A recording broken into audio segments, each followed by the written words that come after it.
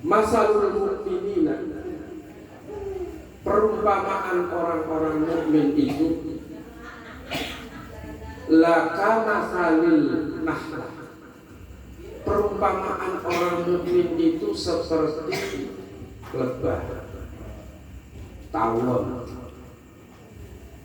Cek bahasa Sunda naon? Tawon teh lebah tenan. Hah? Ada orang Sunda sih. Nah, itu. Tawon, lebah. Nah,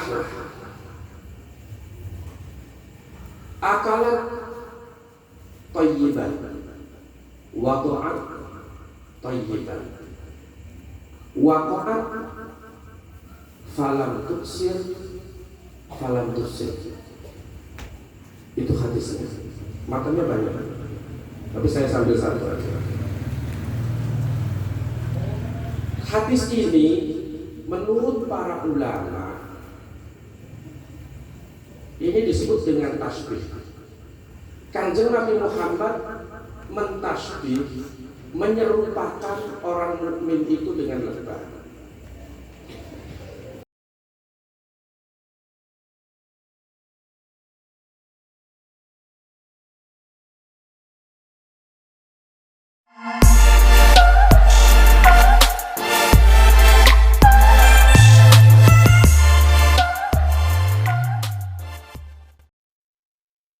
Assalamualaikum warahmatullahi wabarakatuh. Alhamdulillahirabbil alamin. Wassalatu wassalamu ala asyrafil anbiya'i wal mursalin. Sayyidina wa maulana Muhammadin wa ala alihi wa ashabihi ajma'in.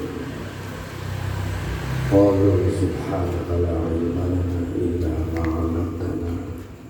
Innaka antal alimul hakim. Wala hawla wala quwwata illa billahil azim. Rabbi shrah li sadri wa yassir li amri wahlul 'uqdatam min lisani yafqahu qawli. Amma ba'du. Al-Muqram Sahib al-Fadilah Abdi Kiai Haji Abdul wa alihi wa samahatul akh al-Muqram Kiai Haji Atif Rafi'ati wa samahatul akh al-Muqram Sahib al-Fadilah Kiai Haji Ahmad Sayyidi.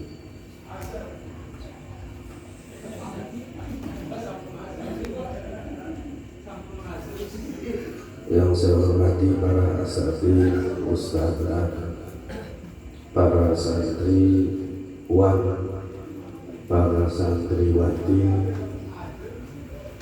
yang dimuliakan Allah Subhanahu wa taala. Alhamdulillah pada malam hari ini kita bisa bersama-sama bertatap muka, bersilaturahim, thalabul ilmi dalam majelis yang insyaallah penuh berkah ini.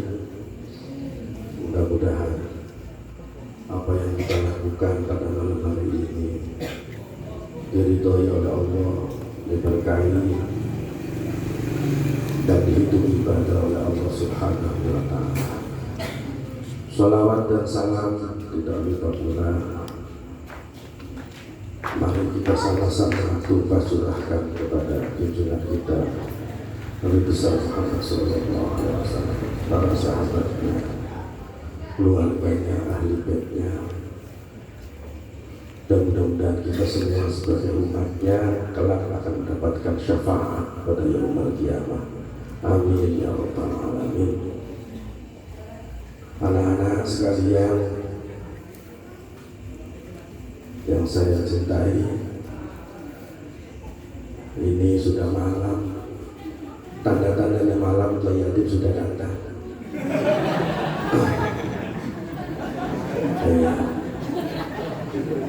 Jadi jangan lama-lama. Tadi Mas Emil bilangnya paling tidak katanya 40 menit. Beli yakin 40.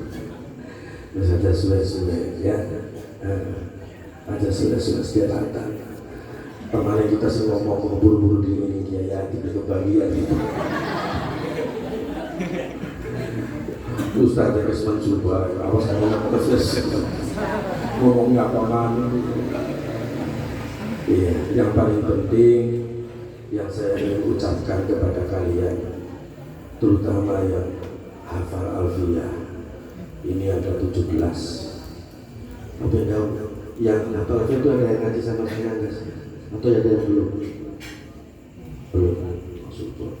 Yang sudah ngaji sudah pada hafal atau belum juga? Belum. Alhamdulillah. Alhamdulillah semuanya. Ya. Karena kalian ini semuanya ada dalam proses. Pendidikan itu bukan tujuan, tapi proses. Jangan salah paham, ya. Jadi kalian ini sekarang lagi berproses, ya. Dari berproses, di antara proses-prosesnya itu adalah model hafalan-hafalan dan sebagainya itu. Nah ini mumpung saya ingat keburu lupa. Tadi diingetin sama Kiai Amir bahwa anak yang hafalan ini mau gimana ya? Ya sebetulnya nggak gimana ya. Ya, karena saya juga punya rencana. Ya, sebelum diingatkan sama Kiai Amir saya punya rencana sendiri. Ya. Saya malahan bukan hanya yang hafal alfiyah, yang hafal turutan akan saya kasih beasiswa. Pengennya kalau uangnya mati. Oh iya, apa tiap orang bisa hafal turutan? Enggak semua. Iya, kalau perlu saya sejak hafal Fatihah saja saya kasih beasiswa. Loh, tidak setiap orang bisa baca Fatihah, kamu ngecek, kamu untuk. Enggak setiap orang. Kamu bisa ngaji di sini syukuran. Makanya saya lagi proses. Yang hafal Quran berapa juz, nanti kasih beasiswa berapa juz. Alfiyah yang hafal sahih, jangan khawatir.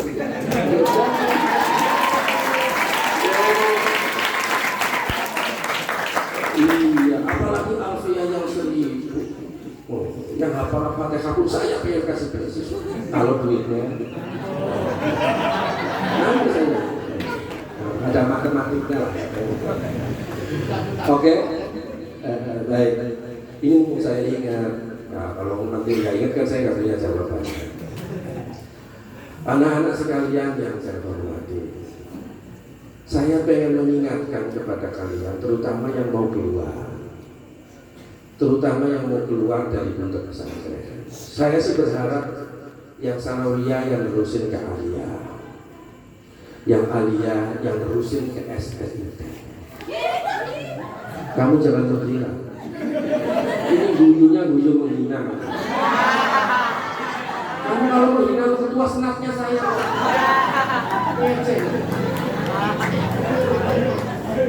Saya ketua senat, kamu kalau dilantik itu saya yang segini. Kamu macam-macam. Lah, saya ini diminta untuk ngajar dia itu berkali-kali. Saya dari 1997 sampai 2003 itu saya ngajar dia. Saya keluar. Kenapa saya keluar? Layu semilu layu ini. Ligawe lagu ligawe waris itu dah.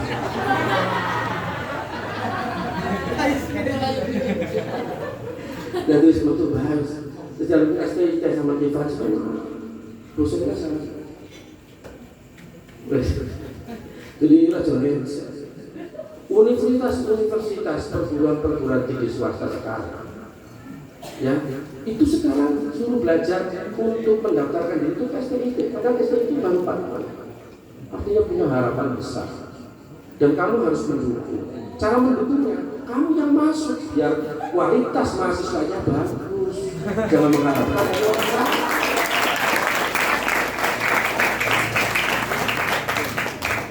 Begitu. Jadi saya berharap. Meskipun demikian, anak-anak sekalian, meskipun demikian, kalaulah misalkan sampai kalian ini mau meneruskan keluar, ya, kalaupun mau meneruskan keluar, ada saya teringat sebuah hadis Rasulullah SAW. Hadis ini banyak diriwayatkan dengan matan yang berbeda-beda.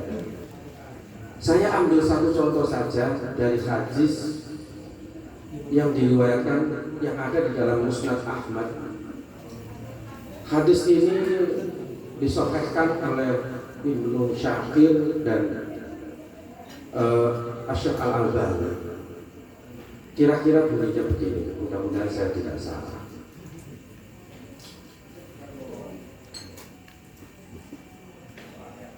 Masalul mu'minina, perumpamaan orang-orang mukmin itu laka masalil nahlah.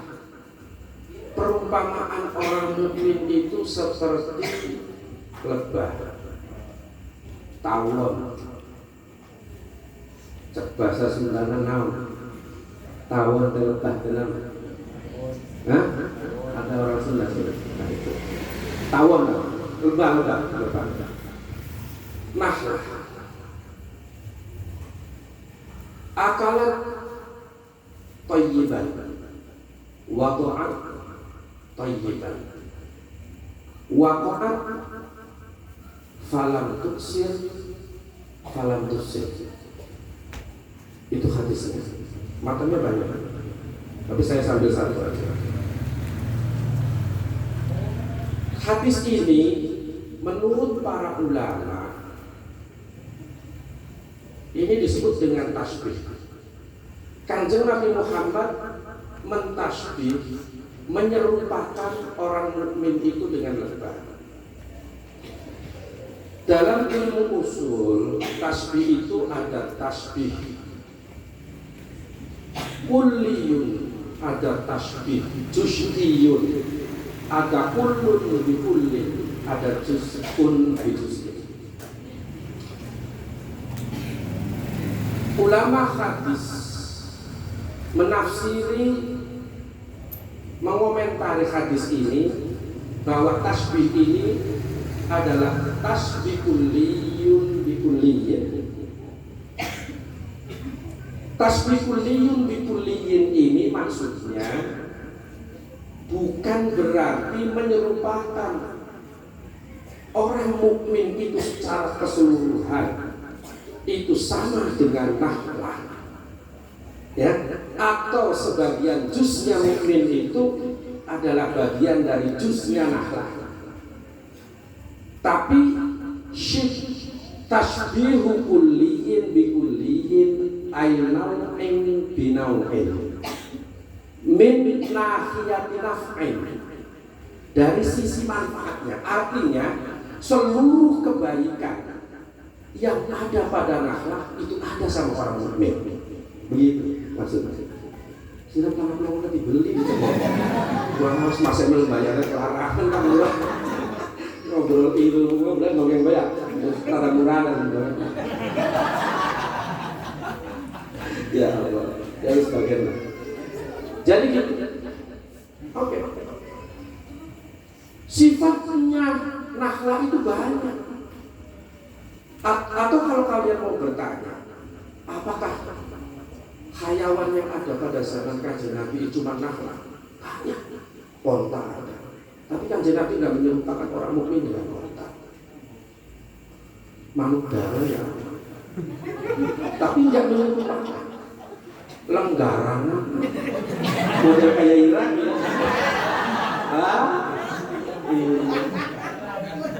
Santri kayak lenggaran. Tasbih kulliyin bi kulliyin.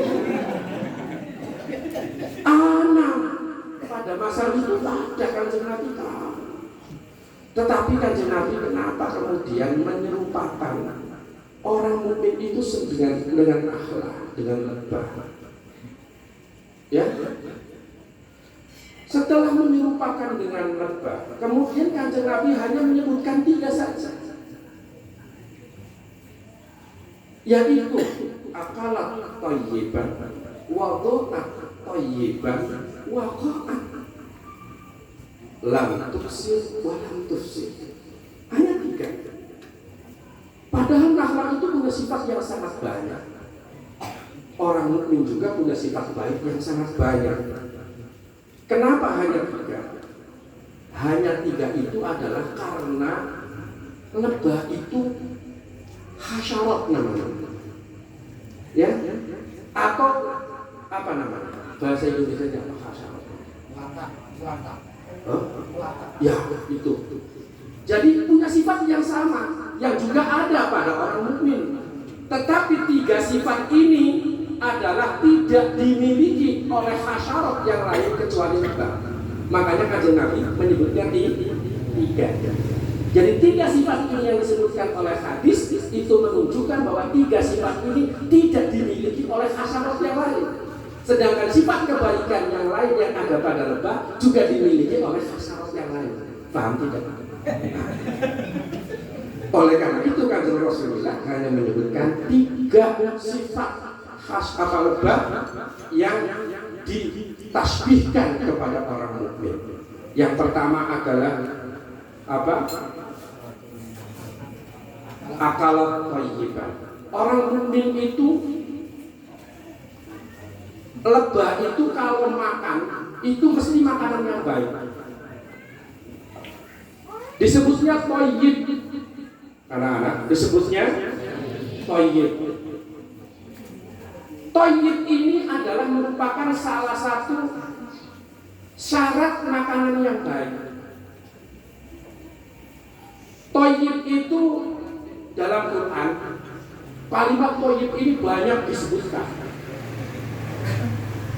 Ya ayyuhan nasu kulu mimma fil ardi halalan thayyiban. Tapi awalnya adalah ya ayyuhan nas.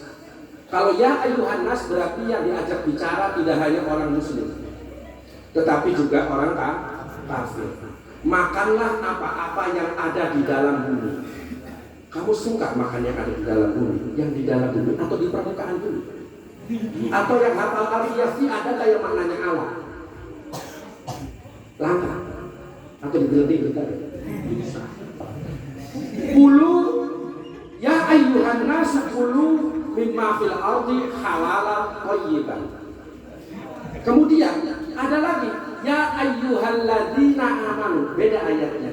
Kulu mimma razaqnakum halalan thayyiban. Halal dan thayyib ini merupakan syarat daripada makanan yang bisa dimakan oleh orang mukmin. Karena tidak setiap makanan yang halal itu thayyib, tidak setiap makanan yang thayyib ini halal. Banyak makanan yang halal tapi thayyib, tetapi tidak sedikit makanan yang thayyib tapi tidak halal. Kalau makanan yang halal, kalian tahu kriterianya, ya? Tahu kriterianya. Makanan yang thayyib kalian tidak tahu, karena yang tahu ahli gizi. Makanya makanan yang halal dan thayyib itu yang paling baik dimakan oleh kita. Halal menurut syariat, thayyib menurut ilmu gizi. Jadi thayyib itu bahasa kesehatannya yang telah memenuhi 4 sehat 5 sempurna. Paling geli 4 sehat 5 warak. Paling geli. Ya boleh. Anak kiai mulai pinter-pinter karena memenuhi syarat thayyib. Sebabnya dipakani berkat ya. Loh, coba lihat berkat. Isinya berkat gelap. Anak doge beli. Anak dagingnya beli. Sayurannya anak beli. Kurangnya apa? Nangka susu kan paling beli lah. Wah, mulanya nak kiai cerdas karena makanannya thayyib. Halal beli berkat. Berkat ya halal di Muhammadiyah sembilan.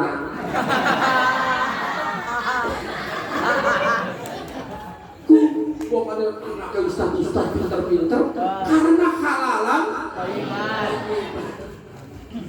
Lah, lebah itu kalau makan itu mesti makanan yang baik, yang thayyib.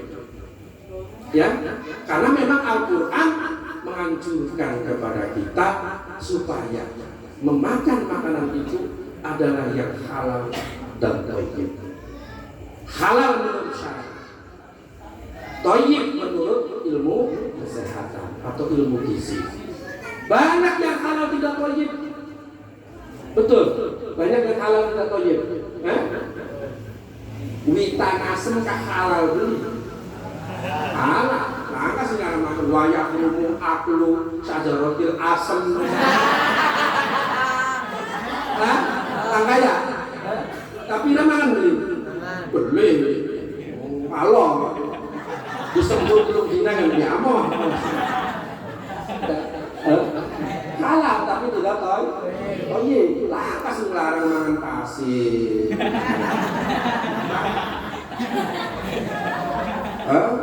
Karena kan sudah minat tinggi betul, sudah orang maklum semua kalau itu tidak ada manfaat.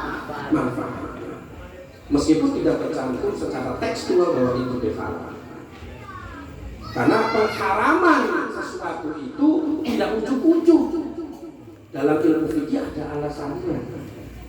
Sesuatu diharamkan itu pertama karena dalilnya qat'i dilalah ya layak kami takwil. Ya, seperti babi itu haram, selesai. Nggak usah direkadaya. Dalilnya jelas, babi haram. Ya, kalau babi, bukan karena ada cacat pitanya. Kalau ada cacat pitanya, kalau cacat pitanya nggak ada, nanti babinya halal. Ya, babi itu haram, selesai. Itu karena dalilnya Tokyo bilang. Yang kedua karena najis. Ya, nah kalau najis ulama bisa berbeda pendapat karena tidak setiap ulama menajiskan satu zat tertentu. Nah ini mulai berbeda. Ya, bisa jadi haram itu karena bahaya. Ya, nah bahaya juga ini sangat relatif. Ya, jeroan bahaya kan penyakit asam urat. Ya, tapi wong sing beli ya. Nah ini yang keempat haram itu bisa karena menjijikkan. Ya, nah ini juga akhirnya para ulama berbeda pendapat. Ahlan wa sahlan.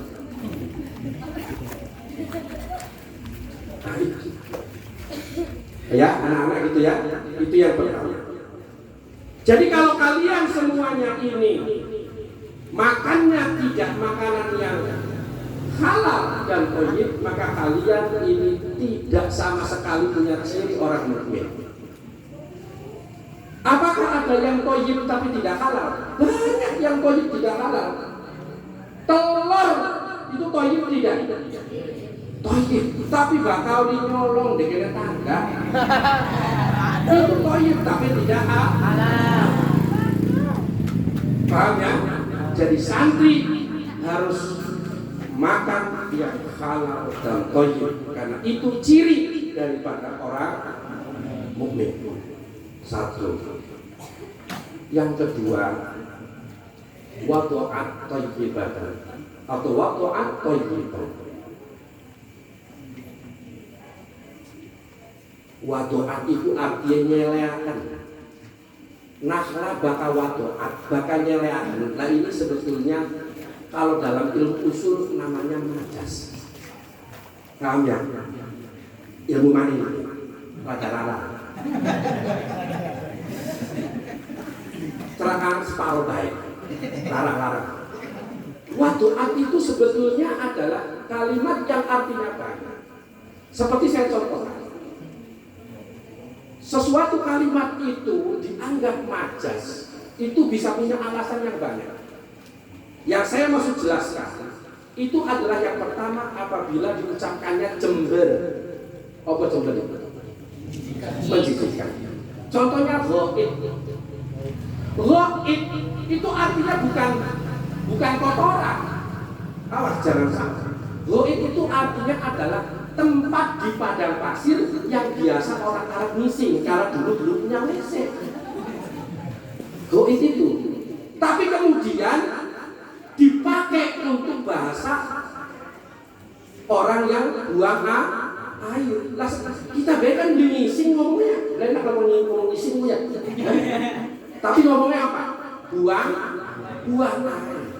Lah kamu saja kadang-kadang kalau pengen buang air bilangnya, permisi, saya mau ke belakang. Loh, di belakang enggak apa?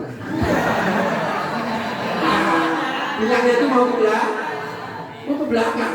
Padahal di belakang ada apa? Nah, maksudnya apa itu? Maksudnya mau sesuatu yang tidak suka diucap. Makanya kemudian bahasa Arab menyebutnya kalimat ini dengan kalimat majaz. Seperti itu. Wadoa itu artinya ngeleaken. Itu adalah untuk sesuatu yang jatuh. Wong ngising tiba beli tadi wadai rasanya. Bukan diwadah itu.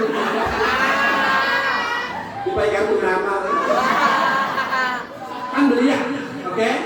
Jadi wadoan itu sesuatu yang jatuh. Makanya melahirkan itu disebutnya juga wadoan umuhu lailata maulidihi. Wadoan itu artinya sesuatu yang jatuh. Jadi maksudnya nahla lebah itu kalau berak itu beraknya mati. Artinya apa? Yang namanya lebah itu apa yang keluar dari lebah, baik dari jalan depan maupun dari jalan belakang, itu semuanya punya manfaat baik.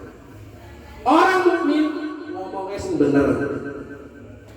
Itu kiasan Kanjeng Nabi gawe kiasan seperti lebah. Maksudnya lebah itu apa yang dikeluarkan dari depan, dari batok kepalanya itu disebutnya royal jelly dan harganya lebih mahal ketimbang madu.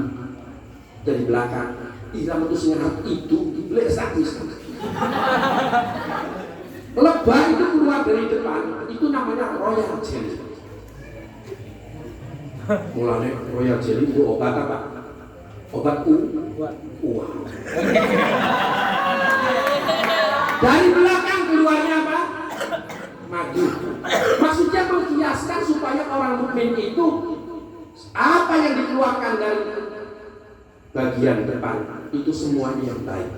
Ngomongnya bagus, kasabe bagus, sing dipangane bagus, aja mblenakaken wong, aja nglarai wong, ngomongnya ngati-hati, semuanya baik. Yang dari belakang menusakan sendiri, langkah sing bagus untuk sendiri. Angin ini desa itu. Sing muni karo sing beli muni. Pacar bae mlenake sendiri. Bareng tawon lebah keluar dari jalan belakang, isinya keluarnya madu. Maksudnya orang mukmin itu di depan baik, yang di belakang pun baik. Itu yang kedua. Paham ya? Yang ketiga, waqa'at lam tuksir walam tusib. Apabila apa namanya lebah itu hinggap di satu dahan, tidak ada yang dihinggapi oleh lebah kemudian dahannya itu patah, itu tidak ada. Betul? Hinggap di mana saja, lebah itu tidak membuat rusak yang dihinggapi. Maksudnya orang mukmin itu kalau tinggal di mana saja tidak membuat kerusuhan dan kerusakan di tempat itu. Jadi untuk kalian yang mau kuliah lagi misalkan, mau mengabdi kemana, mau meneruskan kemana, ini sebagian mau misalkan, maka kalian harus bisa beradaptasi dengan lingkungan yang kalian tempati. Jangan membuat rusuh, jangan membuat rusak di tempat yang kalian tinggali. Tidak hanya sekarang, kalaupun nanti kalian itu mau meneruskan di STIT, ataupun kalau kalian yang sanawiyah meneruskan di aliyah, maka setelah keluar pun hadis itu masih tetap berlaku untuk kalian, bahwa kalian ketika berada dimanapun jangan membuat kerusuhan, jangan membuat kerusakan, jangan membuat gelisah, jangan sampai kemudian masyarakat ngomongnya pecah kaya, kurang ajar, desa itu ruwet. Oh, Jangan sampai kalian itu diusir. Kalian harus bisa beradaptasi dengan masyarakat setempat, harus bisa bermanfaat untuk masyarakat setempat. Itu 3 sifat yang ditasbihkan Kanjeng Nabi. Sifat-sifat baik dari lebah yang ada semuanya pada orang mukmin itu tidak hanya sifat baik, sifat baik yang nakhlak miliki yang lainnya itu baik. Di antaranya yang tidak disebutkan dalam hadis ini, misalkan saya kasih contoh, bahwasannya yang namanya lebah itu adalah binatang yang punya manfaat untuk orang lain. Jangan nggak percaya. Ya Amir ini stok madunya botolan. Ya Yadid stok madunya botolan. Abai botol. Karena sudah tahu manfaat. Kamu nanti juga kalau tahu manfaat. Efeknya bukan hanya ke samping, ke belakang, ke depan juga.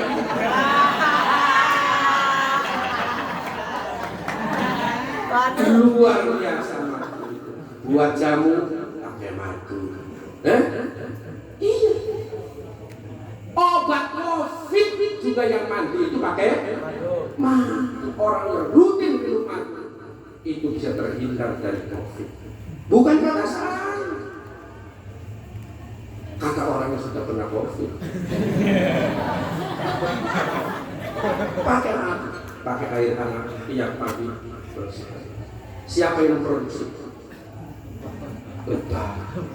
Orang mukmin adalah orang yang banyak punya manfaat buat orang lain. Khairun nas anfa'uhum linnas. Sebaik-baik manusia adalah orang yang punya manfaat buat orang lain. Ini contoh tidak disebutkan di hadis. Kenapa manfaat ini tidak disebutkan di hadis? Karena memang hasyarat yang lain punya manfaat yang sama buat manusia. Contoh, jangan menghina makhluk Gusti Allah. Ya, karena Allah tidak pernah menciptakan sesuatu itu dongkar sia-sia, tidak pernah. Ini pernah terjadi kasusnya. Ada orang yang menghina corok. Apa corok? Corosir bahasa apa? Corok kecoa. Ya. Suatu ketika ada orang yang saking begini kecoa, sengite, terus gemes, terus porlah kecoa itu. Sampai kemudian tabok kecoa itu dibakar, karung dan hari pada minta karung dan sih wana manfaatnya begitu. Bilangnya begitu. Orang ini bilang begitu. Tiba-tiba deweknya kesandung, jempolnya ngoreng, diobati kemana-mana itu tidak sembuh. Tiba-tiba ada orang yang menyarankan, wah gampang kita gak pernah mungkin. Apa? Corok dibakar, corok ya, katanya dikit tuh dibakar, terus dinawa. Dicoba tuh sembuh, lalu dia sadar, belum corok. Jadi jangan menganggap sia-sia apa yang telah Allah ciptakan, karena semuanya mengandung manfaat. Tidak sekali-kali Allah menciptakan sesuatu itu kalau tidak itu memang bermanfaat untuk manusia. Apalagi lebah jelas disebutkan oleh hadis, ya, didokumentasikan oleh nas bahwa lebah itu punya manfaat untuk rakyat. Harapannya ketika menyamakan nakhlak ini dengan mukmin, harapan Kanjeng Nabi itu bahwa orang mukmin hendaklah punya manfaat kepada orang lain seperti halnya lebah yang memberi manfaat ke orang lain meskipun dirinya tidak mendapatkan imbalan dari manfaat itu.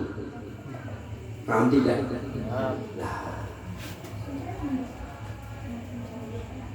di samping manfaat, di samping kebaikan-kebaikan, di dalam lebah juga ada kemiripan dengan orang mukmin di dalam masalah afatnya. Ya. Yang namanya lebah itu dia berhenti bekerja kalau dalam suasana gelap. Mestinya orang mukmin itu dia akan berhenti bekerja ketika waktu gelap. Atau disebutnya afatnya lebah itu adalah gelap, asap, air, api, ya, itu adalah afat-afat daripada lebah. Dan itu sangat mirip dengan manusia, afat-afatnya. Manusia harusnya apa? Kalau waktu malam adalah wasyamsu wa duhaha wal qamari idza talaha wan nahari idza. Jadi mestinya manusia juga kalau malam itu siang itu untuk bekerja. Nah, sama seperti itu. Jadi kesimpulan yang ingin saya sampaikan sebetulnya bahwa kalian diibaratkan, saya yakin kalian orang mukmin diibaratkan oleh Rasul itu seperti lebah. Makanlah atau mengeluarkanlah sesuatu itu dengan yang baik, sifat yang baik, makanan yang baik, kerja yang baik, belajar yang baik, beramal yang baik, ya. Kemudian jangan merusak lingkungan, jangan menyakiti orang lain, tetapi berbuatlah manfaat yang sebesar-besarnya buat orang lain. Itu saja yang bisa saya sampaikan. Mudah-mudahan ada manfaatnya. Makanannya juga sudah datang pas sekali, ya. Usikum wa nafsi bitaqwallah. Wallahul muwaffiq ila aqwamit thoriq. Wassalamualaikum warahmatullahi wabarakatuh.